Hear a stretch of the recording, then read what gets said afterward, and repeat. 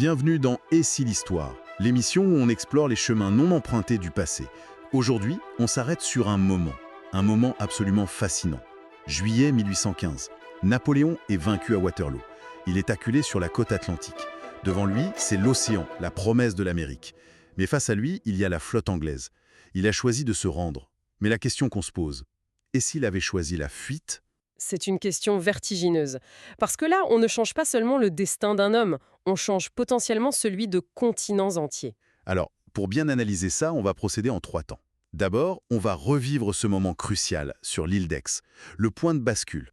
Là où l'histoire a, disons, hésité. Exactement.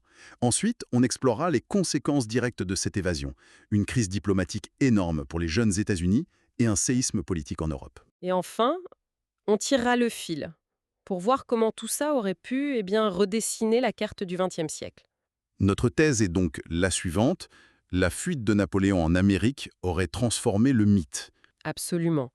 Le martyr de Sainte-Hélène serait devenu une menace politique bien vivante. L'aigle en exil ne serait pas une légende, il serait resté un acteur. D'accord, alors plantons le décor. On est sur l'île d'Aix entre le 12 et le 15 juillet 1815. C'est sa dernière résidence en France, et le piège est en train de se refermer. Et l'ambiance en France est terrible, c'est le début de ce qu'on appelle la terreur blanche, une vague de vengeance royaliste. Ce n'est pas juste un concept, c'est très concret pour lui. Ah oui, c'est très violent. Des figures de l'Empire comme le maréchal Brune sont assassinées, lynchées par la foule.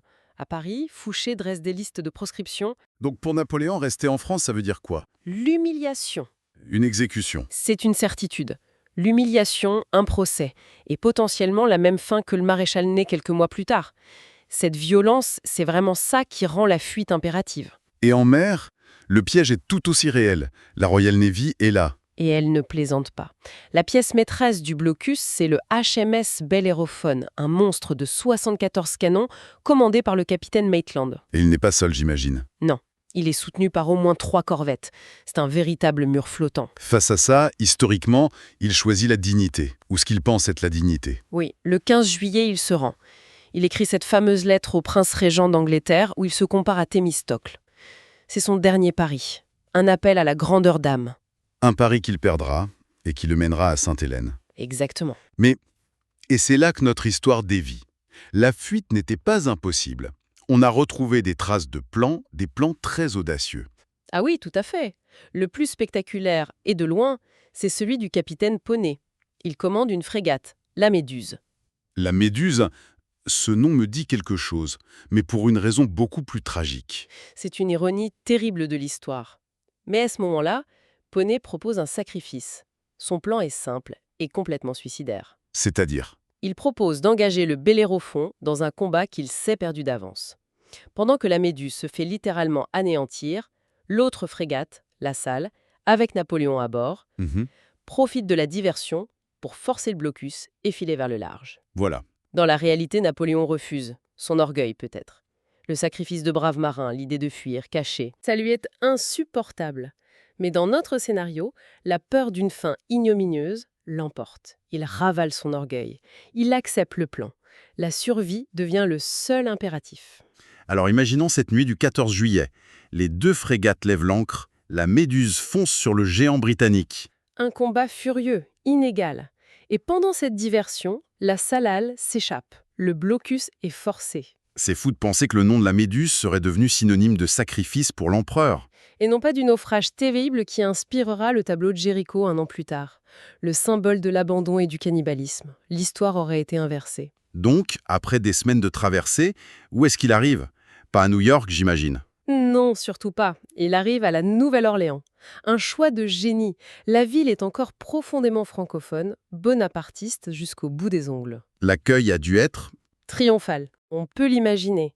Un choc immense pour le président James Madison à Washington. La plus grande querelle d'Europe vient littéralement de débarquer chez lui. Ça crée une crise diplomatique sans précédent. C'est bien plus que ça. La Sainte Alliance, c'est-à-dire l'Autriche, la Prusse, la Russie et bien sûr l'Angleterre, Oui. ils exigent son extradition sur le champ. Immédiatement. Et l'ultimatum aurait été brutal. Il faut se souvenir que les États-Unis sortent à peine de la guerre de 1812. Ils sont militairement très faibles. Donc le dilemme est total. Le livrer, c'est trahir leurs idéaux.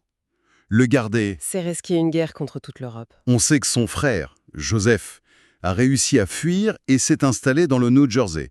Mais ce n'est pas du tout la même chose. Pas du tout, non. Joseph était une curiosité, un gentleman farmer. Napoléon, lui, ce serait un casus belli ambulant, une cause de guerre sur pattes. L'Amérique serait paralysée. Ah, d'accord, mais le plus grand impact, vous le disiez au début, n'est pas là. C'est la destruction du mythe. Exactement. La plus grande victoire de Napoléon, c'est Sainte-Hélène. C'est paradoxal. Complètement. C'est là-bas qu'il dicte le mémorial de Sainte-Hélène. Il se transforme, il transforme le conquérant en martyr de la liberté. Ce récit devient la Bible du bonapartisme. Et c'est ce qui a permis à son neveu, Louis-Napoléon, de prendre le pouvoir. Précisément. Le mythe est une force politique réelle.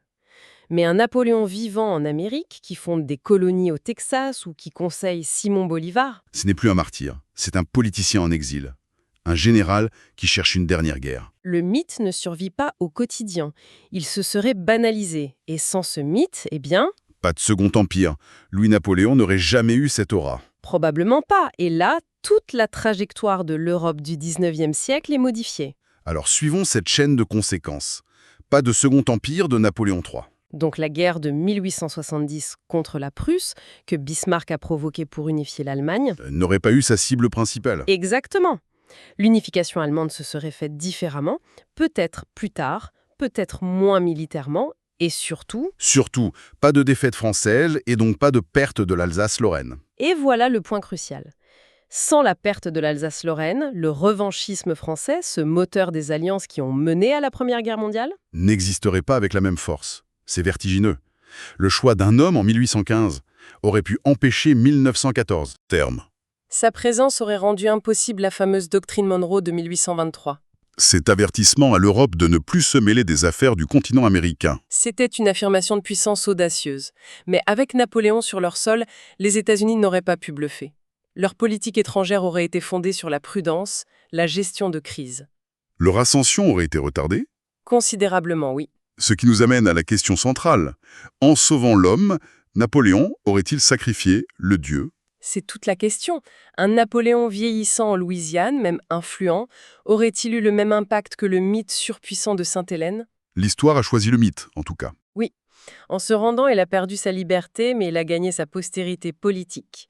Sans le vouloir, il a assuré la survie de sa dynastie. La géographie de l'exil a tout déterminé. Le vide de Sainte-Hélène a permis d'écrire la légende. Alors que la réalité de l'Amérique l'aurait, disons, diluée. Le choix entre la réalité et le mythe, entre la survie et la légende, c'est peut-être un des moteurs les plus puissants de l'histoire. Et si? La question la plus fascinante de l'histoire. N'oubliez pas de liker et de vous abonner pour plus d'expériences de pensée.